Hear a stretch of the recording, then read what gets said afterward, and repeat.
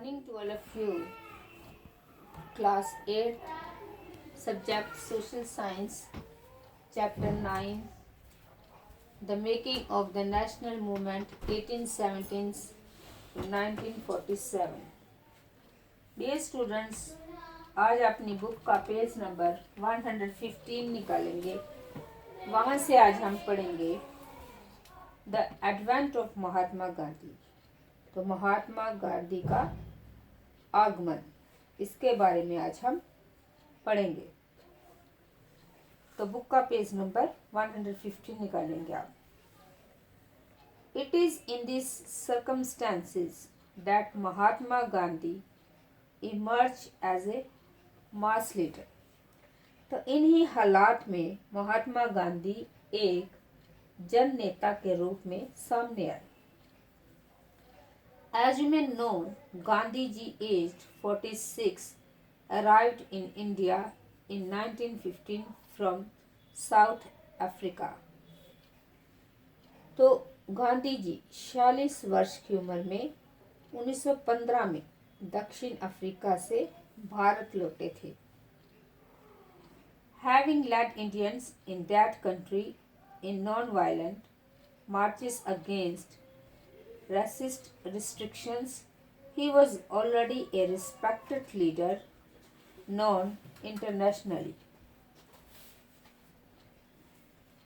तो क्या होता है कि वे वहाँ पर नस्ल भेदी पाबंदियों के खिलाफ अहिंसक आंदोलन चला रहे थे और अंतर्राष्ट्रीय स्तर पर उनकी अच्छी मान्यता थी और लोग उनका आदर करते थे। His South African campaigns had brought him in contact with various types of Indians, Hindus, Muslims, Parsis, and Christians, Gujaratis, Tamils, and North Indians, and upper caste merchants, laborers, and workers. तो दक्षिण अफ्रीकी आंदोलनों की वजह से उन्हें हिंदू, मुसलमान, पारसी और ईसाई, गुजराती, तमिल और उत्तर भारतीय उच्च वर्गीय व्यापारी, वकील और मजदूर सब तरह के भारतीयों से मिलने जुलने का मौका मिल चुका था। Mahatma Gandhi spent his first year in India traveling throughout the country, understanding the people, their needs and the overall situations.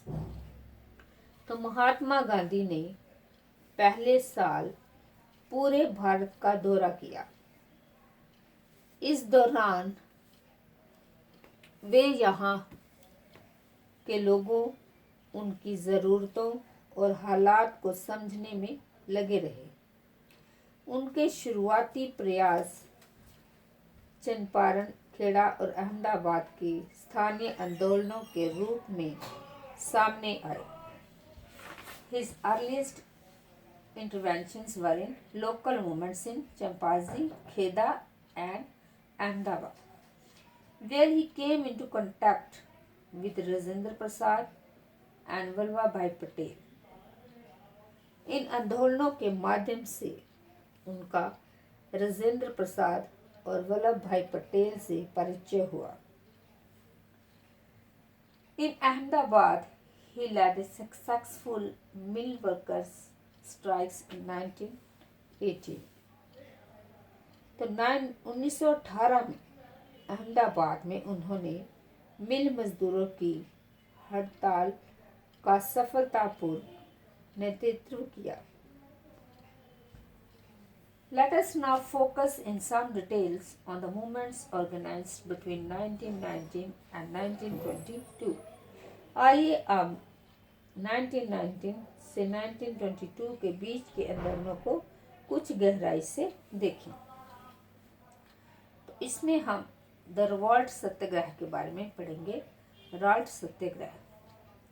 In 1990, Gandhiji gave a call for a satyagraha against the Revolt Act that the British had just passed. The act curbed fundamental rights such as the freedom of expression and strengthened policy powers. 1919 में गांधी जी ने अंग्रेज़ों द्वारा हाल ही में पारित किए गए राल्ट कानून के खिलाफ सत्याग्रह का आह्वान किया। ये कानून अभिव्यक्ति की स्वतंत्रता जैसे मूलभूत अधिकारों पर अंकुश लगाने और पुलिस को और ज़्यादा अधिकार देने के लिए लागू किया गया था। Mahatma Gandhi, Muhammad Ali Jinnah and others felt that the government had no right to restrict people's basic freedoms. They criticized the act as devilish and tyrannical. Gandhiji asked the Indian people to observe 6th April 1919 as a day of non-violent opposition to this act, as a day of humiliation and prayer, and Hartal Satyagraha Sabha were set up to launch the movement. तो जैसे मूल मूत्र अधिकारों पर अंकुश लगाने और police को और ज़्यादा अधिकार देने के लिए लागू किया गया था, महात्मा गांधी, मोहम्मद अली जिन्ना तथा अन्य नेताओं का मानना था कि सरकार के पास लोगों की बुनियादी स्वतंत्रताओं पर अंकुश लगाने का कोई अधिकार नहीं है। उन्होंने इस कानून को शैतान की करतूत और निरंकुशवादी बताया। गांधी जी ने लोगों से आह्वान किया कि इस कानून का विरोध करने के लिए 6 अप्रैल 1919 को अहिंसक विरोध दिवस के रूप में, अपमान व याचना दिवस के रूप में मनाया जाए और हड़तालें की जाए। आंदोलन शुरू करने के लिए सत्याग्रह सभाओं का गठन किया जाए। The revolt Satyagraha turned out to be the first all-Indian struggle against the British government, although it was largely restricted to cities. Rowlatt Satyagraha British सरकार के खिलाफ पहला अखिल भारतीय संघर्ष था, हालांकि ये मोटे तौर पर शहरों तक ही सीमित था। In April 1919, there was a number of demonstrations and hartals in the country, and the government used brutal measures to suppress them. तो अप्रैल 1919 में पूरे देश में जगह जगह जुलूस निकाले गए और हड़तालों का आयोजन किया गया। सरकार ने इन आंदोलनों को कुचलने के लिए दमनकारी रास्ता अपनाया। तो डियर स्टूडेंट्स, अभी ब्लैक बोर्ड पर मैंने होमवर्क लिखा है, आप इसे कॉपी पे उतारना और याद करना। तो आपका होमवर्क है name 3 places where Gandhi ji started local movements. तो इसका आंसर है Champaran, Kheda and Ahmedabad. Thank you and have a nice day.